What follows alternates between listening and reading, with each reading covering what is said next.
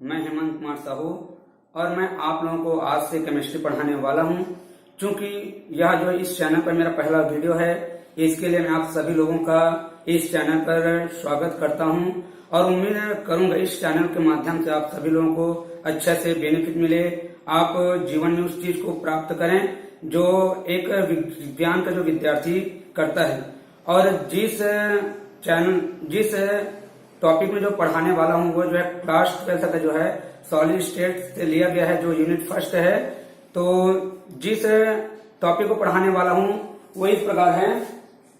सबसे पहले हम पढ़ेंगे कि definition and character of solid, कि इसके अंदर जो है सॉलिड किसे कहते हैं, उनके क्या क्या कैरेक्टर्स होते हैं ये बताएंगे आप लोगों को। उनके बाद टाइप्स ऑफ सॉलिड, कि कितने प्रकार के सॉलिड होते हैं। तो देख रहे हैं कि सॉलिड दो प्रकार की होती है, एक तो होती है क्रिस्टलिन सॉलिड और सेकंड होती है एमॉर्फिक सॉलिड। और इस क्रिस्टलिन सॉलिड को बंधों के अनुसार 4 कैटेगरी में कन्वर्ट किया गया, बांटा गया है। जिसमें तो पहला है आयनिक सॉलिड, दूसरा है covalent and network solid, third है मेटेलिक सॉलिड और चौथा है मॉलिक्यूलर सॉलिड। इनके बारे में हम जो है डिटेल से पढ़ेंगे। तो लीजिए दोस्तों, सबसे पहले हम जानते हैं कि definition and the character of solid. जैसे कि आप देख रहे हैं कि यहाँ पर definition and the character of solid, किसे ठोस किसे कहते हैं, उनके क्या कौन कौन से लक्षण होते हैं। जैसे इनका पहला लक्षण है they have a definite shape, mass and value. कहने का मतलब यह है जिनकी निश्चित आकृति होती है, भार होती है और आयतन होती है, वही जो है सॉलिड कहलाता है।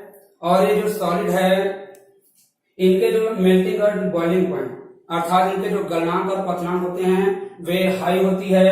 और मैं आपको बताऊंगा कि इनकी मेल्टिंग और बॉइलिंग पॉइंट हाई क्यों होती है। और थर्ड, इनका जो कैरेक्टर है ये जनरली हार्ड होती है और इसमें पाया जाने वाला जो अणु है वह है इंटर मॉलिक्यूलर फोर्स, जिसको हम बोलते हैं अंतर आणविक आकर्षण बल। अंतर आणविक आकर्षण बल कहने का मतलब ये जो है अणु, परमाणु और आयनों में पाए जाने वाले एक प्रकार का बल है। और चौथा है जो सॉलिड के कैरेक्टर हैं वे हैं इनके जो कंस्टेंट पार्टिकल होते हैं या इनके जो अवयवी कण। अवयवी कण कहने का मतलब है इनके जो एटम हैं या मॉलिक्यूल्स है या आयन है या अणु, परमाणु या आयन होती है, वे जो है एकदम क्लोजली पैक्ड होती है। क्लोजली पैक्ड कहने का मतलब एक दूसरे से एकदम मजबूती से बंधे होते हैं, जिससे कारण इनके जो मेल्टिंग और बॉइलिंग पॉइंट बहुत हाई होती है। तो इस अब बताना चाहूंगा इनके मेल्टिंग और बॉइलिंग पॉइंट हाई क्यों होती है। तो जैसे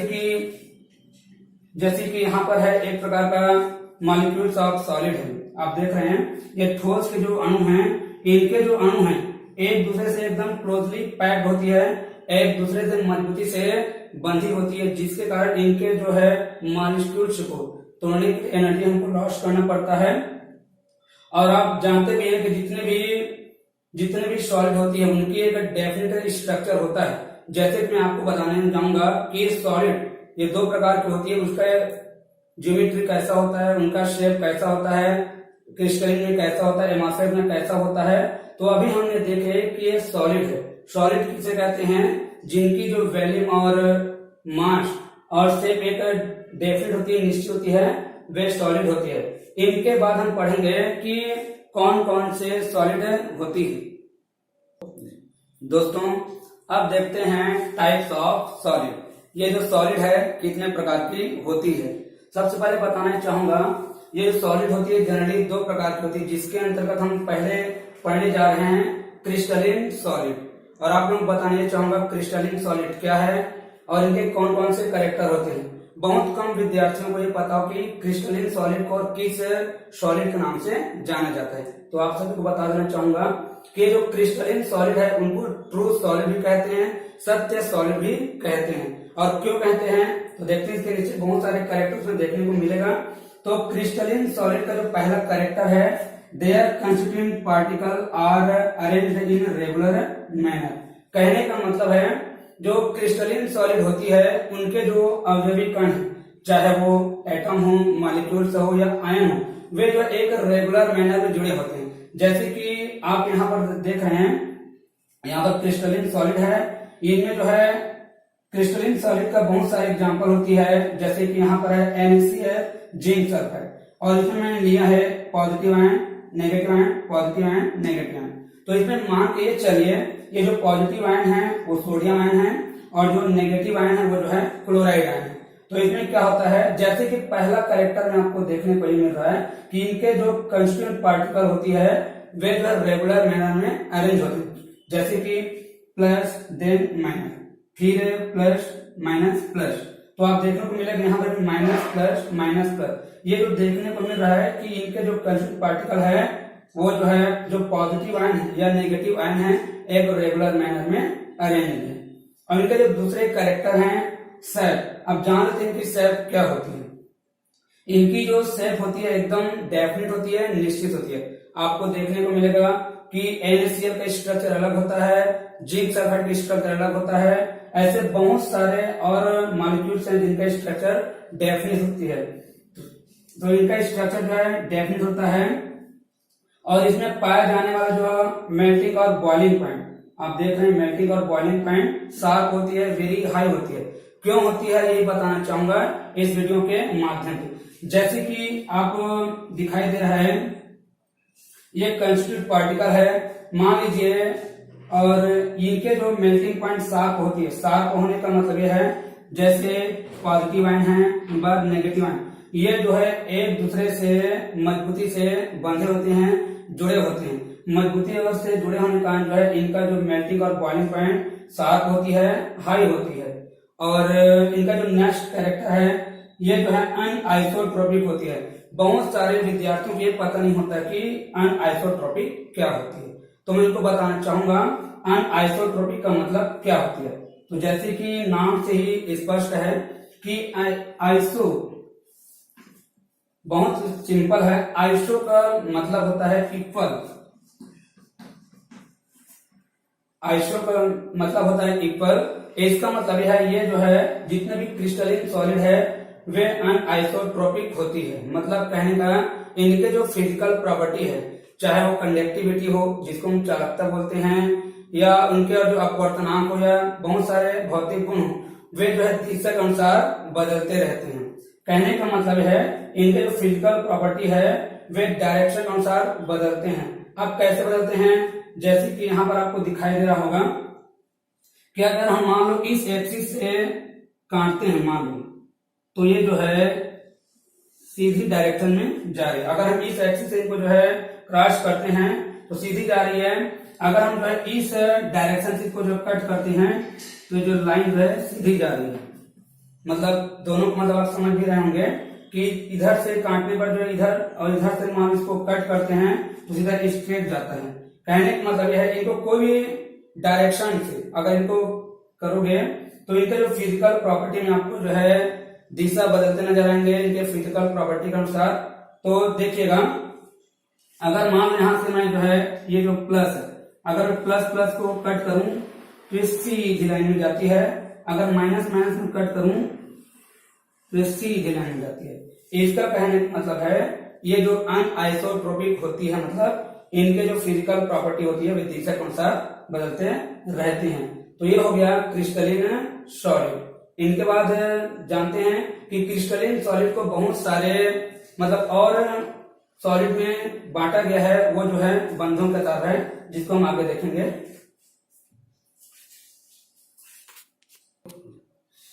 इनके बाद हम पढ़ते हैं कि क्रिस्टलिन सॉलिड कितने प्रकार के होते हैं। जैसे कि यहाँ पर लिखे हैं क्रिस्टलिन सॉलिड को जो है 4 टाइप में कन्वर्ट किया गया है, वो जो है अकॉर्डिंग टू बॉन्ड, मतलब बंधों के आधार पर क्रिस्टलिन सॉलिड 4 प्रकार की होती है। जिसमें से पहला है आयनिक सॉलिड। आयनिक सॉलिड का मतलब होता है जैसे कि नाम से स्पष्ट है आयन फॉर्म, मतलब इसमें एक क्या होगा पॉजिटिव आयन और सेकंड क्या होगा नेगेटिव आयन। और जो कंस्टिट्यूट पार्टिकल या अवयवी आयन फॉर्म में धन आयन ग्रुप में होगी और ऋण आयन ग्रुप में होगी, वही कहलाता है आयनिक सॉलिड। और बताना ये चाहूंगा कि आयनिक सॉलिड में कि इसमें इनके मध्य कौन से बॉन्ड का फॉर्मेशन होता है। दूसरा इनका जो कैरेक्टर है हार्ड एंड ब्रिटल। जैसे कि आयनिक सॉलिड है, जैसे हम देते हैं नमक देते हैं, नमक एक प्रकार क्या है ब्रिटल, ब्रिटल मतलब भंगुर होती है। तो जितने भी क्या होती है आयनिक सॉलिड होती है वे जो भंगुर होती है और जो है हार्ड होती है। और तीसरा है इनका जो कैरेक्टर है, इनके जो मेल्टिंग और बॉइलिंग पॉइंट होती है हाई होती है। और हाई होने का कारण अभी बता देना चाहूंगा कि आयनिक सॉलिड का मेल्टिंग पॉइंट और बॉइलिंग पॉइंट हाई होती है। जैसे कि ये NaCl का देखें पार्टिकल है, जैसे कि यहाँ पर एक रेगुलर मैनर में जुड़ी हुई है। जितने भी क्रिस्टलिन सॉलिड होती है वे रेगुलर मैनर में जुड़ी होती है, जैसे कि सोडियम है, क्लोराइड है। तो हम ये देख रहे हैं आयनिक सॉलिड। और सबसे पहले बात, इसमें जो बनने वाला जो बंध है आयनिक बॉन्ड, तो आयनिक बॉन्ड का फॉर्मेशन कब होता है बता देना चाहूंगा। जैसे कि ये NaCl है और ये NaCl, इनके मध्य जो है सिंगल बॉन्ड कब लगता है? आयनिक बॉन्ड का फॉर्मेशन तभी होता है जब कोई आयन इलेक्ट्रॉन लॉस करता है या इलेक्ट्रॉन गेन करता है। जैसे कि ये सोडियम मेटल है और क्लोराइड जो है नॉन मेटल है। तो मेटल का एक कैरेक्टर होता है कि मेटल जो है ये जो है इलेक्ट्रॉन लॉस करता है, और नॉन मेटल का ये कैरेक्टर होता है कि इलेक्ट्रॉन जो है ये गेन करता है। तो देखिए ये सोडियम NaCl, इनके जो मध्य जो बना हुआ है बॉन्ड, ये जो है आयनिक बॉन्ड है। तो सोडियम एक इलेक्ट्रॉन लॉस करने का सोडियम में लगता है एक ठो पॉजिटिव आयन, और क्लोराइड एक इलेक्ट्रॉन एक्सेप्ट कर जिसका लगता है एक ठो माइनस चार्ज।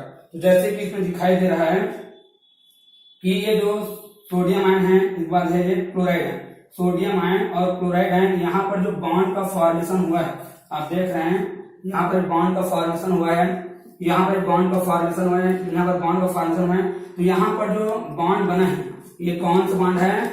आयनिक बॉन्ड है। और आयनिक बॉन्ड तभी बनता है इलेक्ट्रॉनों का जो है गेन होता है और लॉस होता है, तभी जो इस बॉन्ड का फॉर्मेशन होता है। ये जो है आयनिक बॉन्ड एक प्रकार का स्ट्रॉन्ग बॉन्ड है। जैसे कि आपको बताया कि जो है मेल्टिंग पॉइंट और बॉइलिंग पॉइंट हाई होने का कारण क्या है, तो ये जो आयनिक बॉन्ड का जो फॉर्मेशन करता है, ये आयनिक बॉन्ड एक प्रकार का स्ट्रॉन्ग बॉन्ड है। स्ट्रॉन्ग बॉन्ड होने का जो इनके मेल्टिंग पॉइंट और बॉइलिंग पॉइंट बहुत हाई होता है। तीसरा चौथे का कैरेक्टर है soluble in polar solvent. Polar solvent कहने का मतलब है वाटर। जैसे कि सॉल्वेंट दो प्रकार होता है, एक तो होता है पोलर सॉल्वेंट और दूसरा होता है non polar solvent. Polar solvent में आता है जैसे कि वाटर, जल, जैसे आयनिक सॉलिड, जैसे कि ये कॉमन सॉल्ट है जिसको हम लोग जो है ब्राइन बोलते हैं। अगर मान लो इसको हम वाटर में सॉल्युबल करते हैं तो वाटर में क्या होता है, पूरी तरह से घुल जाता है। कारण क्या है कि ये जो आयनिक बॉन्ड का फॉर्मेशन करता है। और जो पोलर सॉल्वेंट, ये पोलर सॉल्वेंट जैसे कि वाटर जो है पोलर सॉल्वेंट है। कारण क्या है कि वाटर पोलर सॉल्वेंट है। तो बता देना चाहूंगा, जैसे कि हम एक मॉलिक्यूल से लेते हैं वाटर का, एक मॉलिक्यूल से लेते हैं वाटर का, तो इसमें आपको पता ही चलता है कि ये जो है हाइड्रोजन है, क्या है, ऑक्सीजन है। तो ऑक्सीजन जो है हाइड्रोजन की तुलना में ज्यादा इलेक्ट्रोनेगेटिव एलिमेंट है। इलेक्ट्रोनेगेटिव एलिमेंट कहने का मतलब यह है इलेक्ट्रॉन को जो है अपनी तरफ स्ट्रांगली से एक्सेप्ट करेगा। स्ट्रांगली एक्सेप्ट करने का इसमें लगता है डेल्टा माइनस चार्ज और इसमें लगता है डेल्टा प्लस चार्ज। इसमें जो है डेल्टा माइनस चार्ज और डेल्टा प्लस चार्ज पाया जाने के कारण वाटर जो है एक प्रकार का पोलर सॉल्वेंट है। और साथ ही इसी को हम लोग बोलते हैं यूनिवर्सल सॉल्वेंट बोलते हैं, क्योंकि वाटर बहुत सारे जितने भी सॉल्यूट है उनको अपने में विलय कर लेता है। तो ये जो है आयनिक सॉलिड होती है वे एक प्रकार का जो है पोलर सॉल्वेंट में सॉल्युबल है। अब ये जो आयनिक बॉन्ड का फॉर्मेशन करता है। और बता देना चाहूंगा कि इनका जो मेल्टिंग पॉइंट, दो कारण है मेल्टिंग और पॉइंट का हाई होने का। एक कारण ये है कि ये जो है आयनिक बॉन्ड का फॉर्मेशन करता है। आयनिक बॉन्ड एक प्रकार का स्ट्रॉन्ग बॉन्ड है।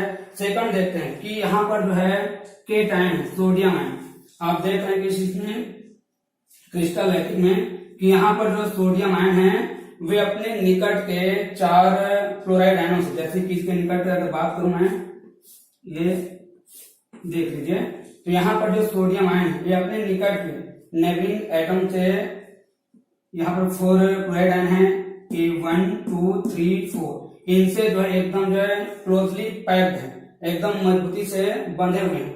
ये जो सोडियम आयन है क्लोराइड आयन से बंधा हुआ है अगर मैं बात करूं कि क्लोराइड आयन का, कि क्लोराइड आयन भी जो है 4 सोडियम आयनों से घिरा हुआ है, जैसे कि 1 2 3 एंड 4, 1 2 3 4। तो यहाँ पर हम देखने को ये मिलता है कि अगर NaCl के यूनिट सेल में देखते हैं तो NaCl के यूनिट सेल में 4 क्लोराइड एटम और 4 सोडियम एटम पाई जाती है। दोनों जो आयन है एक दूसरे से मजबूती से क्लोजली पैक्ड होने का जो है ये जो है इनके जो मेल्टिंग पॉइंट हाई होती है और ये जो है हार्ड होती है, और इनके जो कंस्टिट्यूएंट पार्टिकल होती है वे आयन फॉर्म के रूप में होती है। जनरली कई विद्यार्थियों को पता नहीं होगा कि इनका जो कोऑर्डिनेशन नंबर कितना होता है। यहाँ पर हमको ये जानने को मिला कि यहाँ पर जो सोडियम आयन है 4 क्लोराइड आयनों से सराउंडेड है, मतलब यूनिट सेल में 4 क्लोराइड आयन और 4 सोडियम आयन पाई जाती है। लेकिन अगर मैं बात करता हूँ इनका स्ट्रक्चर के बारे में, अब हम ये देखते हैं कि इनका कोऑर्डिनेशन नंबर कितना होता है। जैसे कि NaCl में देखते हैं कोऑर्डिनेशन नंबर क्या होती है। जैसे मैं आप लोगों को बताना चाह रहा हूं कि यहाँ पर 2 स्ट्रक्चर बताए हुए हैं। मान लो कि यहाँ पर सोडियम आयन है और यहाँ पर जो है क्लोराइड आयन है। तो आप देख रहे हैं इनका जो कोऑर्डिनेशन नंबर होता है, NaCl का जो कोऑर्डिनेशन नंबर होता है 6:6 होता है।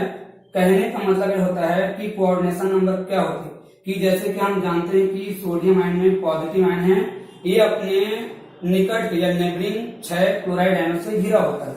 यहाँ पर क्लोराइड आयन होंगे, यहाँ पर क्लोराइड आयन होंगे, यहाँ पर क्लोराइड आयन होंगे, यहाँ पर क्लोराइड आयन होंगे, यहाँ पर क्लोराइड होंगे, यहाँ पर क्लोराइड आयन होंगे। तो देखते हैं कि सोडियम आयन जो है 6 क्लोराइड आयनों से सराउंडेड रहता है। उसी प्रकार ये जो क्लोराइड आयन है ये भी जो है जिसमें माइनस चार्ज लगता है, ये जो है 6 सोडियम आयनों से सराउंड रहता है, plus plus plus plus plus plus. तो इससे हमको देखने को मिल रहा है कि ये जो है इनके यूनिट सेल में 4 सोडियम और 4 क्लोराइड आयन पाए थे, लेकिन इनका कोऑर्डिनेशन नंबर कि जैसे कोऑर्डिनेशन नंबर को बोलते हैं समन्वय संख्या, इनकी समन्वय संख्या 6:6 होती है। तो इसमें जो प्रत्येक सोडियम आयन है 6 क्लोराइड आयनों से और प्रत्येक क्लोराइड आयन है 6 सोडियम आयनों से घिरा होता है। मजबूती से घिरे होने का जो है ये जो है आयनिक बॉन्ड का फॉर्मेशन करता है, जिससे इनका जो है अगर देखते हैं इनका जो है इनका स्ट्रक्चर कैसा होता है, तो इनका स्ट्रक्चर जैसे कि हमने देखा है कि FCC होता है। अगर हम देखते हैं इसमें इनके सोडियम आयन और क्लोराइड आयन, तो सोडियम आयन और क्लोराइड आयन में इनकी जो है नंबर ऑफ पार्टिकल 4 होती है, जिसके कारण जो है इनका स्ट्रक्चर जो है FCC होता है। तो अभी हमने देखे कि क्रिस्टलिन सॉलिड के पहले टाइप के बारे में, इनके बारे में जो है स्टार्ट करेंगे दूसरे प्रकार के बारे में। अब देखते हैं सॉलिड का जो है सेकंड टाइप है, जिसको हम लोग बोलते हैं कोवलेंट आयरन नेटवर्क सॉलिड। जैसे कि ये जिसको बोलते हैं सहसंयोजी और इसको बोलते हैं परमाणु ठोस भी बोलते हैं। कई लोगों को बहुत कम पता होता है। इनका 3 नाम, पहला है कोवलेंट, इसे बोलते हैं नेटवर्क या एटॉमिक सॉलिड। नाम से स्पष्ट है एटॉमिक, मतलब इसमें जो पाए जाने वाले जो पार्टिकल्स हैं, चाहे वो एटम के रूप में हो चाहे वो जो मॉलिक्यूल्स रूप में हो, वो जो है किस फॉर्म रहेंगे, एटम फॉर्म रहेंगे, परमाणु के फॉर्म में रहेंगे। और दूसरे का जो कैरेक्टर है, इनका जो कैरेक्टर है, इन जो मेल्टिंग और बॉइलिंग पॉइंट है वे हाई होती है। और बताऊंगा कि इनका जो मेल्टिंग पॉइंट और बॉइलिंग पॉइंट हाई क्यों होती है। और तीसरा जो कैरेक्टर है bad conductor heat and electricity, ये जो विद्युत और ऊष्मा की क्या होती है, कुछ अलग होती है। लेकिन इनका एक एक्सेप्शन है, बहुत कम लोगों को पता होता है कि जैसे ग्रेफाइट ये क्या होती है, फॉर्म ऑफ कार्बन। ये जो है कार्बन का एक जो एलोट्रोपिक फॉर्म है, जैसे कार्बन के 2 एलोट्रोपिक फॉर्म होते हैं, जैसे कि आप देख रहे हैं डायमंड एंड ग्रेफाइट। दोनों में कार्बन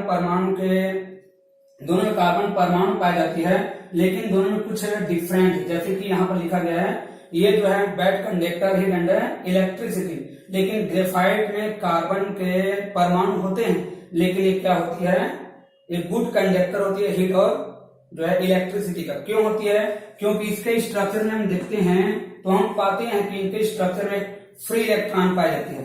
फ्री इलेक्ट्रॉन पाए जाने के कारण जो है ये जो है विद्युत और ऊष्मा दोनों क्या होती है, सुचालक होती है। तो ये होती है ऊष्मा विद्युत कुचालक होती है, लेकिन इनके जो अपवाद है, एक्सेप्शन है ग्रेफाइट। अगला है इनसॉल्वेंट वाटर। जैसे कि आप डायमंड को देखिए या ग्रेफाइट को देखिए, ये दोनों क्या होती है, इनसॉल्वेंट वाटर। वाटर में क्या होती है, जल में अविलय होती है, अविलय होती है। और ये इसमें जो बंध बनता है एक प्रकार का कोवलेंट बॉन्ड, सहसंयोजी बंध बनता है। तो आप लोग बता देना चाहूंगा सहसंयोजी बंध कैसे बनता है। जैसे कि पहले देखिए कि आणविक बॉन्ड में क्या होता है, इलेक्ट्रॉन जो है डोनेट करते हैं, इलेक्ट्रॉन या तो लॉस करते हैं या तो गेन करते हैं। इसमें क्या होगा, इसमें इलेक्ट्रॉनों का शेयरिंग होगा, पार्टनरशिप होगा। तो इलेक्ट्रॉनों के शेयरिंग से कौन से बॉन्ड का फॉर्मेशन होता है, कोवलेंट बॉन्ड। जैसे कि हम यहाँ देख रहे हैं, इनका एग्जाम्पल है डायमंड एंड ग्रेफाइट। तो डायमंड और ग्रेफाइट दोनों क्या होती है, allotropic form of carbon. Carbon के प्रकार होती है, कार्बन की अपरूप होती है, जिसमें देखिए कार्बन, ये बहुत सारे कार्बन के परमाणु हैं। हम जानते हैं कि यहाँ पर कार्बन की जो वैलेंसी होती है 4 होती है, कार्बन की जो वैलेंसी होती है 4 होती है। और हम ये भी जानते हैं कार्बन क्या होती है, नॉन मैटर है। इसलिए नॉन मैटर का ये कैरेक्टर है कि हमेशा जो इलेक्ट्रॉन क्या करते हैं, गेन करते हैं अपने ऑक्टेट को कंप्लीट करने के लिए। तो कार्बन जो है 4 इलेक्ट्रॉन एक्सेप्ट करता है। तो जैसे कि ये 1 कार्बन है, तो कार्बन की जो संयोजकता होती है या वैलेंसी होती है 4 होती है, 1 2 3 एंड 4। ये बहुत सारे कार्बन दिखाई दे रहा है आपको, 1 2 3 4। इस कार्बन की वैलेंसी 1 2 3 4, 1 2 3 4 दिखाई दे रहा है, 1 2 3 4। ये जो एक दूसरे से जुड़े हैं, यहाँ पर जो बॉन्ड का फॉर्मेशन हुआ है, चाहे यहाँ पर बॉन्ड का फॉर्मेशन हो, चाहे यहाँ पर बॉन्ड का फॉर्मेशन हो, चाहे यहाँ पर बॉन्ड का फॉर्मेशन हो, इनके जो मेल्टिंग पॉइंट और बॉइलिंग पॉइंट हाई होने का केवल कारण ये भी है कि इनमें जो पाए जाने वाले जो है ये बॉन्ड है, ये है कोवलेंट बॉन्ड। मतलब कोवलेंट बॉन्ड को हम बोलते हैं सहसंयोजी बंध बोलते हैं, जो एक प्रकार का स्ट्रांग होता है। तो स्ट्रांग होने के कारण जो इनके मेल्टिंग पॉइंट और बॉइलिंग पॉइंट हाई होती है। और जैसे कि हम ये भी देखना चाहेंगे कि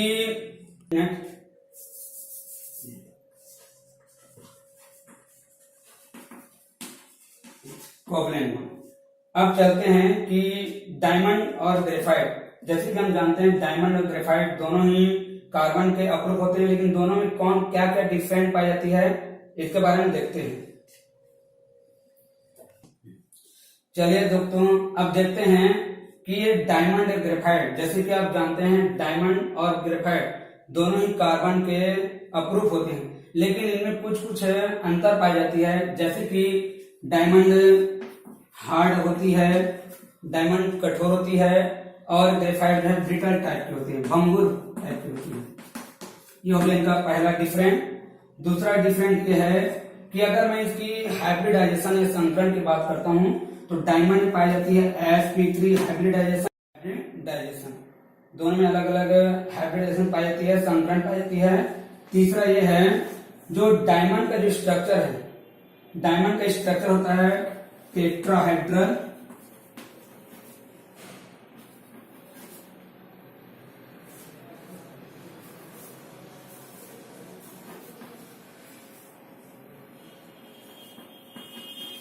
डायमंड का स्ट्रक्चर होता है टेट्राहेड्रल, जिसको हम लोग बोलते हैं चतुष्फलकी। और ग्रेफाइट का जो स्ट्रक्चर होता है वो होता है हेक्सागोनल। आप जानते हैं हेक्सागोनल का मतलब होता है षटकोणीय। तो ये हो गया इनमें डिफरेंट। तो हमको ये जानना चाहिए, बहुत सारे क्वेश्चन जो है इसमें से पूछा जाता है कि आप जो है डायमंड और ग्रेफाइट में बहुत कम बच्चे जानते हैं और इसमें कौन कौन डिफरेंट होता है। अगला डिफरेंट ये होता है कि ये जो दोनों कार्बन के अपरूप है, ये जो है बैड कंडक्टर होता है, bad conductor of heat and electricity. मतलब ये जो है विद्युत और ऊष्मा के कुचालक होती है, और ये जो है विद्युत और ऊष्मा के सुचालक होती है। तो ये हो गया इनके जो है कुछ डिफरेंट। आज की इस क्लास में हमने जो है सॉलिड के डेफिनेशन और कैरेक्टर के बारे में पढ़ा, साथ ही सॉलिड के कितने टाइप्स होते हैं। जैसे कि आप जानते हैं कि सॉलिड को 2 टाइप्स में बांटा गया है, पहला है क्रिस्टलिन सॉलिड और सेकंड है एमॉर्फस सॉलिड। और जो क्रिस्टलिन सॉलिड है उनको 4 भागों में और भी बांटा गया है, जिनमें से आयनिक solid, covalent solid, metallic solid और मॉलिक्यूलर सॉलिड होते हैं, जिनमें से इस क्लास में हमने क्रिस्टलिन सॉलिड के आयनिक सॉलिड और कोवेलेंट जिनको नेटवर्क सॉलिड कहते हैं पढ़ चुके हैं, और मेटेलिक सॉलिड, मॉलिक्यूलर सॉलिड और एमॉर्फस सॉलिड बचा हुआ है, जिनको जो है सॉलिड स्टेट के सेकंड पार्ट में पढ़ेंगे, जिनको मैं बहुत जल्द लेकर आने वाला हूं। और दोस्तों, आप इस वीडियो को देखने के लिए आपका बहुत बहुत धन्यवाद।